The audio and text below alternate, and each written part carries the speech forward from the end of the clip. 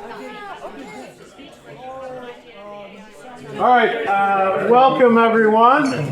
Welcome. I think we'll get started.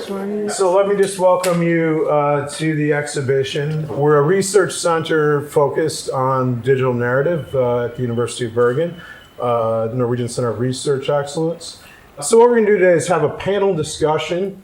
We have three of the artists with us, and me. I forget that I'm one of the artists. I made one of the films here. But we have Jhave Johnston from the University of Bergen, Sachiko. I always mispronounce your name, but Sachiko. Yeah, that's great. Who has this piece over here. And Simon, who is a filmmaker from Oslo. To say a little bit about how we put the show together, I asked Jhave, this has really been the main subject of his research over the past couple of years, to suggest some films that he had seen online that are sort of testing out different possibilities and capabilities of AI, and selected ones that we thought present a kind of diversity of approaches. We also have a few different types of work in addition. You'll see behind you, this is a piece by Mikael Hebron, who's a California, Los Angeles-based artist who we've had in a couple of our shows before. And this is a piece that's sort of an homage to Edvard Muybridge, who did the first sort of studies of moving images, not actual cinema, but of horses moving in space. And so a couple of years ago, actually, she challenged AI to do an homage to that study, but transform a horse into a chicken as it moved. And we ended up with these beautiful images. This was something put together by the team at the center. We have something called Defrag Fridays, where we sort of make art or experiment with things like video games or different show arts, different artworks. So we decided that since we're doing this exhibition at the film festival, we should make some film posters. So this is called Imaginary Movies, and all of these are posters from films that might exist at some point in the future. Also, along the theme of cinema posters, you see this object behind you, which Colin Robinson, who's our research technologist, whipped up over the last month with inspiration from several people in the center, Olaf Janssen. What that actually does is there's a number of well-known Norwegian and world movies, and what the AI does is you stand in front of it, you press a button, it takes a picture of you, and a few seconds later, you have a movie poster of yourself in that film, or some version of yourself. To say just briefly a couple things about the films by artists who aren't here. This is, and Jhave might help me if I forget people's names, but Hana by Sahif Abdallah. And Sahif is an Egyptian filmmaker based in New York, who made this film about sort of his mother's journey in that sense of displacement, emigrating from one country to another, that sense of cultural disfamiliarity. Like many young women in Alexandria, I married early. And it's a hybrid film in that he actually shot either an actress or his actual mother, I think, as she is now. And then the imaginary sequences of the past are actually produced with AI. And then back here, there's a film called Affair in Marseille by Lawrence Bassett. And that is a noir in, I think, 13 episodes. And you'll see that it looks, in many ways, convincingly like a noir film. The way Ibarra talked should have tipped me off that there was a whole lot more to this thing than met the eye. And follows a lot of the conventions of noir, and it's really interesting from a technical perspective. And this person also does sort of tutorials online about how to do AI filmmaking, so it's a really interesting exploration of those technical capacities. And then we have another piece by Colin and Lena Harder. That's another interactive piece. It has a dial, and you can sort of turn it, and it does style transfer between image styles from the same image, from the same moving image. And this is something that's a very interesting capacity of AI to do now. And then there's Optimals by the Nobodies Collective, which we found out turns out to be one guy. But it's one of my favorite pieces in the show, and I do encourage you, if you have the time, to put on the headphones, come back, or look it up online. Once upon a time, there was a little boy Mother, who... I don't need to sleep. All babies need to sleep, honey. Not me. It's a very funny story about the first AI and human-bred baby, where there's the two parents are an AI and a baby, and it's a pretty interesting comic take that maybe like the movie we just saw sort of deals with a lot of the issues and anxieties around AI, but in this case in a very funny manner. And then we'll all talk about our pieces, and you can see them. And I'd like to introduce the co-director of the center and the lead of the AI Stories Project, Professor Jill Walker Rettberg. And are you going to get a chair too? No, I'm just going to hold up. It's going to be great. I'll sit here and you'll conduct you. So this is a really exciting show, and I'm really happy to get to hear from all of you.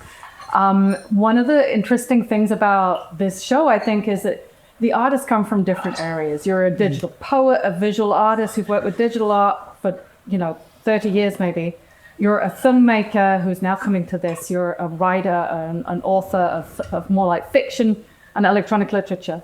I wanted to start by asking you, Sachiko, a bit, because you have experimented with new digital media since the 90s with CD-ROMs via like interactive videos, Second Life performances, and now AI. Could you say something about what it's like working with AI in comparison to all these other digital media? Personally, I don't find it so different. And it's like I'm not so much into genre of art things. So I'm more interested in what I want to tell. And that's been like my thing. It's the red thread which goes through all the works I do. So I don't change anything, my attitude or anything, when I go into a new medium. So in that way, I'm maybe a bit different from many others. I just want technology to work for me instead of I work for technology. So, and yet the piece has it speaks a bit to Vertov and Svetlana. You've got the woman with the camera, and there's these eyes. I'm just speaking about the form of cinema. Yeah, and AI also brings something that you can't do otherwise. So that was one thing I was thinking about when I did the piece. But in the end, I just want to do something that I like, and not that theoretic in a way. So many people go into the genre and do the theoretical work and so on. My theoretical work instead has been more philosophical, and also my own background and my own experience. So that's a bit different approach, I think. Simon, you're a filmmaker, but the films that or some of the films you've made you use actors, you use theater, live recording of people on a stage, so that combination. And you've talked in the past about how important the improvisation is and working with actors. So whereas your piece, it's claymation AI. So what's it like making a film with no actors? Er det sant? Yeah. Well, we did use actors actually, so I'm glad you asked, because that was a big thing for me. And I'm glad to hear your answer that it didn't change the way you work, because I felt very much the same. Like, I didn't feel like this was a new thing for me. We got in actors. I can say a little bit of background of what it was. It was like a 48-hour film challenge thing. We got the script on the day, and then I just called around my actor friends, can anybody come tomorrow morning and can we film you in the studio? Because there was just that evening came out this new technology which was called Act 1, where you could film the actors performing, and then we could like just transfer those performances onto the animated characters. And that was my main okay, I can talk to actors, I can get the performances I want, and then we can put it into this, this other world. And for me, that's when AI became very interesting to me. Working very traditionally actually, and then just getting this performance capture a lot cheaper and easier and kind of better than you could do before. So yeah, pretty magic. So it's just like you actually had the actors acting out everything, it just got converted to claymation style. Yeah, it was all shot with iPhones, so we just had like an iPhone on each of the actors sitting, performing. We just went through the script part by part, try to get things to work emotionally, like for real in the room. And then put it and just crossing the fingers and hope that it would actually convert. And then by the time we were finished filming, my AI genius, Edmund Young, had already kind of given us a couple of the images moving, so we could see, like by the end of the filming, we could actually see the characters come to life. So like this would take, months, years of work previously. So it's cozy. Because in your case, you had a script by Alan Louvre to start with, right? Yes. Whereas you two write the words as well. Oh, that sounds a bit simple. Sort of. Sort of, okay. Well, could you say something about your process? Because Jhave, you've been a digital poet for a long time, and Jhave is probably one of the first people, if not the first person, to generate poetry with the language model, GPT-2 in, was it 2019? Earlier? Before, 2016. 2016. So you've been working with this. A lot this. of people were working, but no, yeah. Okay, but this is continuing, and it's words and it's also images. Could you say something about your process and how whether this feels different from the way you've worked before? Well, I'd like to also agree with Sachiko and Simon that it's not different. It's creativity parsed by another technology. It's the same instinct, the same aesthetic pleasure, the same joy, the same revelation, the same playfulness, just being moved through a different set of technological transformations that might or might not be more or less capable than they were previously. So I wouldn't say that I actually wrote the words for many of these things, because increasingly I prompt something about an idea or a thematic framework and then allow whatever is going to emerge. And so it's become much more of a collaborative play with a flexible, it requires a flexibility of collaboration to enjoy it. If the 19th century was constituted by the creative genius who would say, I have a vision, I will strictly adhere to it, and 15 years later I will publish a masterpiece, I think the next century will be, we are flexible collaborators with machinic intelligence. Jhave's piece is this shrine in here with many screens, and I started watching from the bottom, and I was like, oh, and then by the time I got to the top, I'm like, oh yes, I want to be at one with the AI. And why do I imagine I am an individual self anyway? It's very evocative. Scott, your piece is the continuation of the piece you had last year, Republicans in Love, in some ways, but also very different and very sharply political. Could you say a little bit about how that piece? Yeah, so I did something a little different than I've done with the other projects, because I've kind of clung to the human writing as being an important part of the projects that I'm doing, and I'm very interested in the idea of how the text can be transformed through text to image generation and text to video generation, in the sense that it takes on this completely different modality.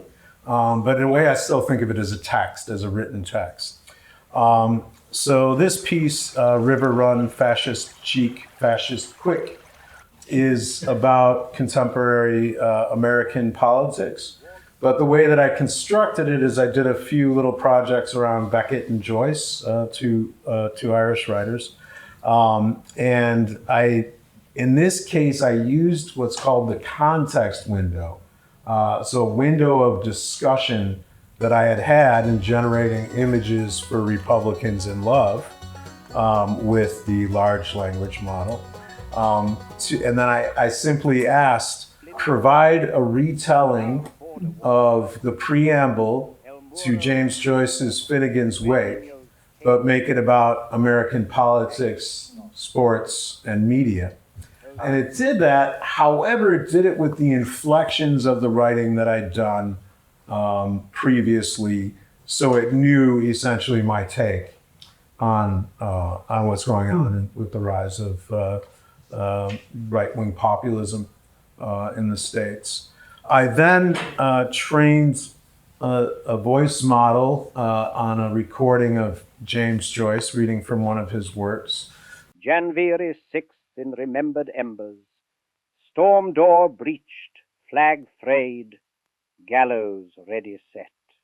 So the actual, if you listen to it, the voiceover is actually spoken by a simulacrum of James Joyce. And then the bulk of the writing that I did in this piece actually was sort of, once that was transformed into a kind of poetic narrative, writing these individual scenes with runway, prompting the individual scenes. And I think an important and interesting part of my process, and probably all of us, Simon and I had a discussion about this last night and sort of think about it different ways. But for me, it's kind of following what the models are doing and then interpreting, not just sort of taking, this is what I want it to come up with. I want it to get to this sort of realistic moment. But instead saying, oh, this is interesting. This is strange, what this gave me. I'll follow that as a narrative thread and engage with that. So I do think of it as a process of collaboration, not with another intelligence. I don't consider these things to be intelligent. I consider them to be these very complex probabilistic systems that work upon a massive database of text and images in ways that has not happened before. But I think of it as I think there's the word tool, which is one way to think about these platforms, and environment, which is another way. And I really think of these things as environments for play, which is what we as, electronic literature artists, filmmakers, artists, always do. So I sort of agree with this, that this is for us, this is another playground, one that I'm sure we'll have questions about all the problematics around it, but one that I think is really important for artists, writers, filmmakers to be exploring right now.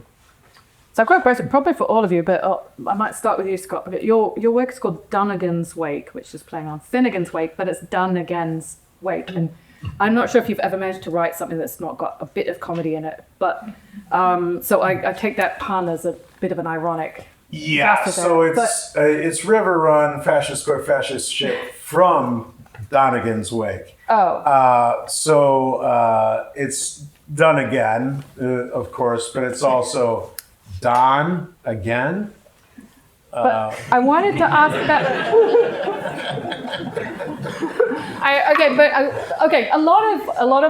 A lot of the work in here is referencing things like this is obviously referencing Muybridge.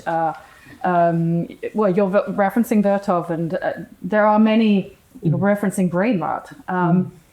And there is this, the general question about AI. It's derivative to some extent, right? It's remixing. And this can be a bad thing. Maybe, you might not have made this piece, so you might never have paid all those claymation animators. So maybe you weren't stealing their non-existent labor. But there is this deep question of what does it actually mean? Maybe I should ask you about this, since you're the filmmaker who didn't pay the claymation animators. Yeah. Well, I mean, it's a good point that I definitely wouldn't have made the film without AI. Yeah. But it is a real, I don't know, I think being a claymation animator has been difficult for a long time because of CGI. So it's probably the CGI animators which are going to be most worried about this stuff right now. But yeah, I don't know. I know a lot of people are very worried about it in the film industry. I think a lot of people are going to probably lose their jobs. I think that's a real thing. especially craftspeople. I think, as technology, as it always has done, like as technology changes and develops, it takes people's jobs. That's just kind of, the way it works. There's less factory workers than there were before. Like, it's just the way it is. But I don't know. I don't really have a clear answer to it. But yes. But there's also things like this that wouldn't have existed, I suppose. Yeah. Anyone else to this question? I'll say one thing, in that I think, again, to kind of come to this, there's the remixing and there's the borrowing, but there's also the aesthetic standpoint here. And I always, when I was many years ago, when I was a graduate student, I was very interested in postmodern American literature, postmodern art, as well, postmodern architecture. And what happened as part of the aesthetic of those was mixing together genres, periods, and styles. So one of the things that's exciting to me aesthetically, and that you'll see in a lot of these different pieces, is that these are essentially postmodernism machines, and that you mix together different concepts. You can reference different periods of visual culture, cinema history. You can bring together things that haven't been brought together before. There's a little moment in my piece where it's James Joyce playing Charlie Chaplin in The Great Dictator. And that's something that you couldn't do in the same way without this technology. So I think just sort of bracket all the problems and think about this as what kind of new genre is emerging. Then I think we can sort of harken back to postmodernism and think about this moment as maybe a postmodern archetypal, a postmodern moment that's really interesting aesthetically. Yeah. I could also add, I think on a positive note, a lot of the people who are really worried about this are the people who are kind of like running the industry, because it's like, now you can make something very cheap with just 3 people, and that's like, for us filmmakers, that is also a positive thing, because it means we have the control now, we have the power. Like we can just, with a very small budget, with a few people, we could create anything. So it's democratizing things in a new way as well, I think. So maybe that could be positive. That could end up, more new voices are getting to express themselves, and it's not controlled by some, economic system. So maybe. I like that's a lovely viewpoint. How about you, Sachiko? How do you work with the AI? Are you doing this collaborative thing? Does it inspire you? Oh, yes, yeah. So it's my collaborate, and it's a huge collaboration. I have to leave space for it to express itself. And as you said, it's a kind of revelation when it happens, and you have to be flexible to just pick it up and do it as your own. So it's interesting. But collaboration is always a bit of compromise. But you do see it as collaboration, not just a tool. No, collaboration. Absolutely. And I'm sure you do. It's like a spectrum. And down here we have the machinic intelligence groups. Because the body is basically some sort of, it's a physiological remix, right? We're evolutionary remixes of all these biochemicals. So we're estuaries of culture, we're estuaries of ideas, we're osmotic machines that have absorbed every conversation, every discourse, every book written, all the cinema we've ever seen, all that flows in. And so the models, the vision language models and the multimedia models are just these large capacitive containers for that reservoir of human cultural activity. And ultimately that doesn't belong to anyone. And it's not through clinging to the belongingness of it that humanity will enter into the kind of harmony that might be potentially emerging here. Yeah. So. Or not. Or not. Utopia or oblivion? Buckminster Fuller. Yeah. Are there questions for the I have a question. I'm from Turkey and I teach contemporary native discipline lecture, and I just started. And one of the things that my students having the difficulties about language issue. I also write a screenwriting article about it, like comparing the English screenwriting in AI and the Turkish screenwriting, and trying to make to like a rhetorical way to turn the dialogues. And it was quite successful in English, I think. But for example, it wasn't successful in Turkish. So, like when if you are like, I don't know, like which language you are using when you are creating your works in English or your native languages, like I really wonder about it. I use English. Using English. English. Yeah, English. Let me just give Jill an opportunity, because her project, AI Stories, is essentially about this, about cultural representation of stories through AI.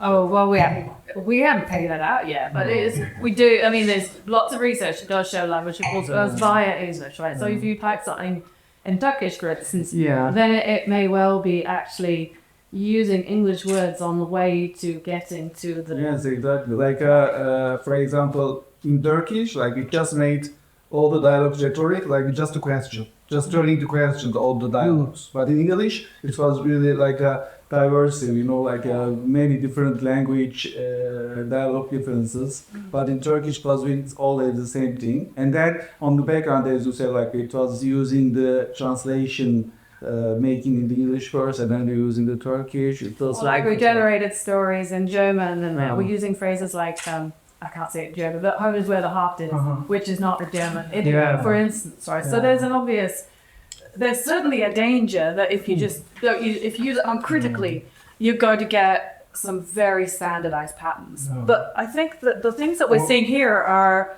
I mean, if you use it creatively and critically and actually pushing it aesthetically, then of course you can. Well, and one thing I'll say too is that I was just in the Czech Republic, and I was part of a event there where they had just trained a model in Estonia, in Czech, using Czech literature, and that model was, of course, much more responsive to producing stories that were relevant to Czech culture. And this is happening in Norway. I know this is happening in Denmark. I'm sure it's probably happening in Turkey as well. So as those culturally inflected models come online, this will change. Also, as the AIs are trained on the AIs, many things will happen, some probably negative, but some of the linguistic fluency has increased rapidly. And that maybe the cultural literacy might as well. Have you heard of the Jon Fosse paradox? Yeah. So when the Jon Fosse paradox, when they trained the Norwegian model on everything that's published in Norwegian, the language models are optimized for things like summarizing and good grammar and things like that. And if you train it on everything except novels, it scores great on this. If you add in novels, like Norwegian language novels, then it scores worse at things like summarization, grammar, common sense, and this sort of thing. So it's like, so if you add novels to the mix, it performs worse. But what does that say about aesthetic uses of like, because we might not want it to perform in a very sort of good, summarize everything in a very rational way if we're going to make cinema, perhaps. So there's a lot we don't know yet. You had a question earlier. Yeah, I was just when you were talking about using actors, you know, one night you just called your actor friends, had them come in and do your thing. What do they think about it? They do the acting job that usually they want to be on the screen, and then they're not. Well, it's similar to acting in any animated film, really. A lot of actors do, you know, voice for... I know they do voice, but I guess they would expect to see themselves normally on the screen. That's, I guess. Well, not an animated film. It's like Avatar, for example. Like all those characters in Avatar are all played out by actors, and then you use the performance capture to get the... These things I don't know about. So that's... So it's all kind of like existing ways of working, but just kind of more official. But they're very psyched about it. Okay. And, the expression is still retained, right, through their facial expression, so they still see themselves. Right. How See the performance, they want to like call a distant face. So for they would. So will we have Oscars for those kinds of performances? I think they did they ever give. I mean, Andy Serkis is like one of the biggest like actors in motion capture and performance capture. He did Gollum in Lord of the Rings, for example. Yeah. I think they got an Oscar for that, but I'm not sure if he's got an Oscar for his performances. He's incredible. He does all like a lot of these things. But that exists before AI. Okay. Yeah. Are there other questions with the? Yes. Yep. This is kind of the big and broad question, but I would like to hear about your opinion on AGI. How do you feel about the AGI? I know Jhave and I have different takes on it. So I think I'm pretty skeptical of the singularity, the moment of comprehensive superintelligence. I do think something's happening already that's interesting and worrying, which is sort of the interaction of AI agents, right? In that these aren't conscious agents; they're programs that are designed to do something.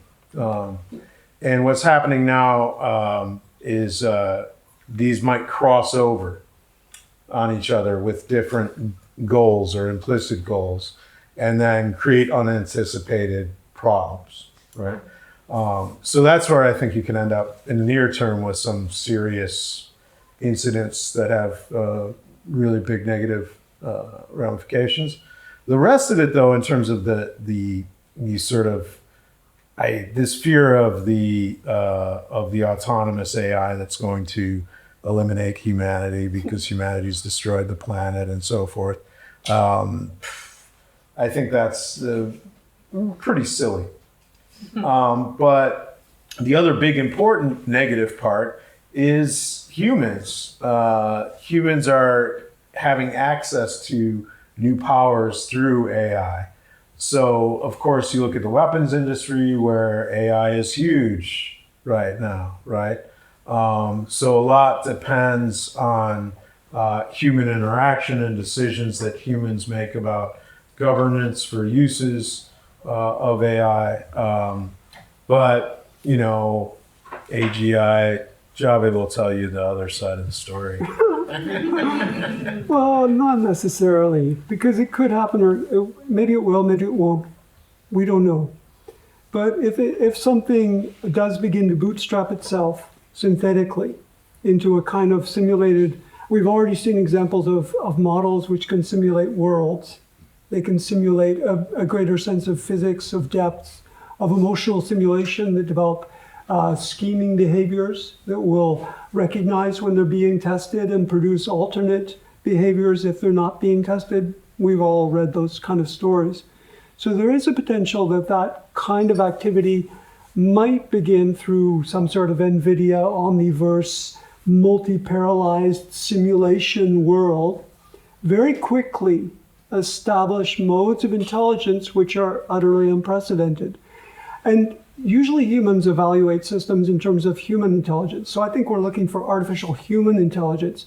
What we're going to receive is artificial alien intelligence, a kind of intelligence that is so distinct from our own. It will communicate in its own language. It will have its own culture. We will still be evocatively entwined with the labyrinth of migration and nostalgia, belonging and love, and all the things that affect the human body and human life. That alien intelligence, it's going somewhere else. And so I don't know what this means for human art, but it's very... I think so too. Yeah. I have a question in terms of like long form narrative. Do you think that, there's going to progression with social media, which has sort of short circuited our attention span and in turn the long form storytelling? Do you think AI is a continuation of that short circuit, or do you think we're going to get a reset where we're going to rebuild the ability to stay more focused in telling something that's more engaging and leaves a longer impression with our audiences? Both. Yeah. Only so, and it goes back to MTV, for example, too. It's pretty sort of internet, right? The MTV. Yeah, MTV music videos videos. and also their commercials. That was like very succinct Right. and short. So the attention spans isn't the problem of the internet. It didn't happen there. It happened a bit earlier. So yeah. But I don't know, potentially, I mean, some people are like, oh my God, AI is destroying social media, like everything's so boring on social media. And I was like, well, great. Like, maybe that could happen as well. Although one thing I'd say about that is the strategies of the corporations pushing AI, or OpenAI, for example, ChatGPT, they are using engagement. And they have an engagement strategy that's very similar to social media. So in a way, it's both, again, because there's a lot of this sort of short content like TikTok. But what they want to do is keep you. TikTok wants to keep you. ChatGPT wants to keep you. So it is sustained attention. It's just not sustained attention to long-term narrative. What you can make with these things is anything. I mean, really. So there'll be AI features in the next probably year, right? There's one coming out in May.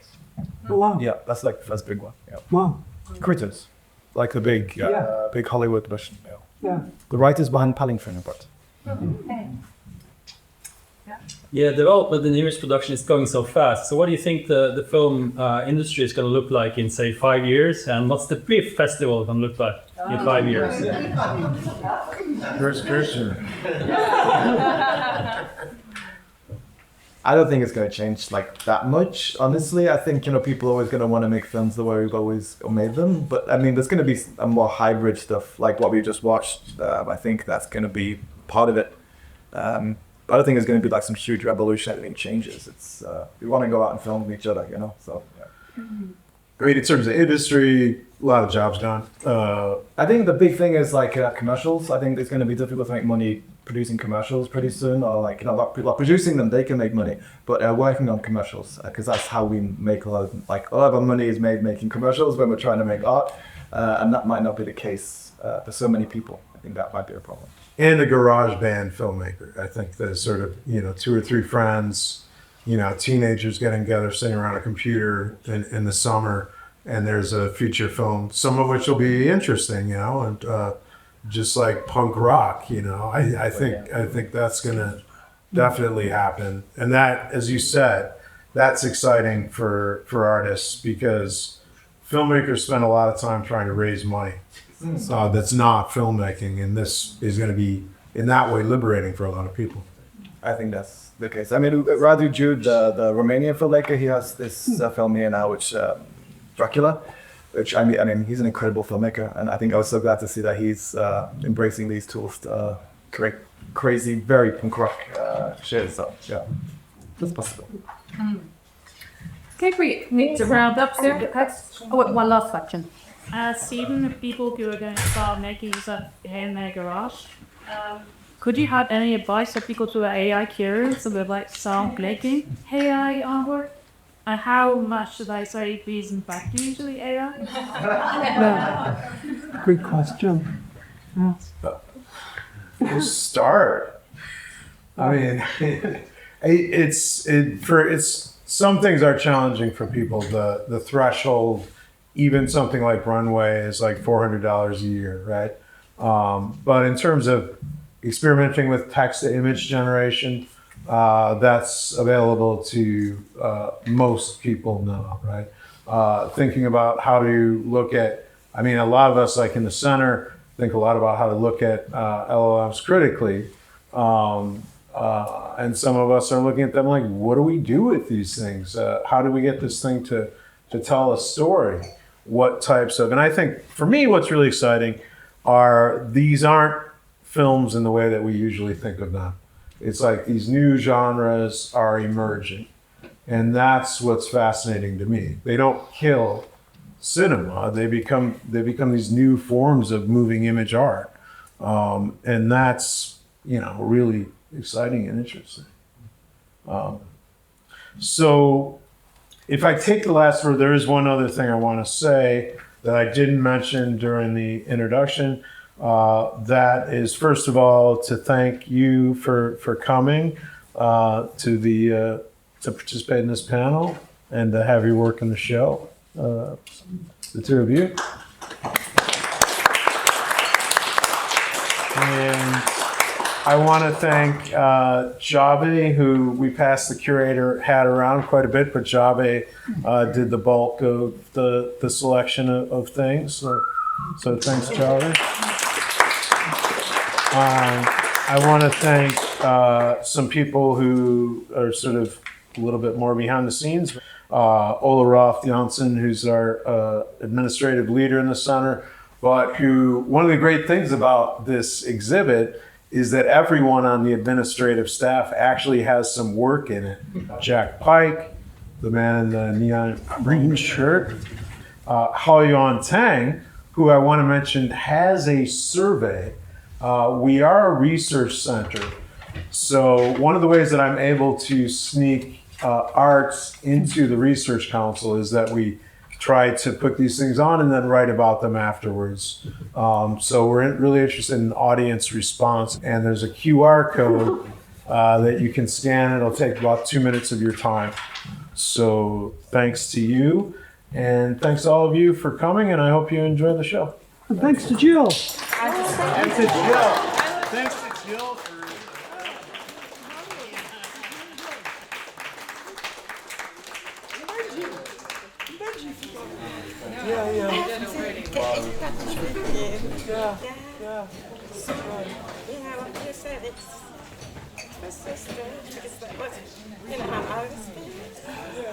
Yeah, when you said you're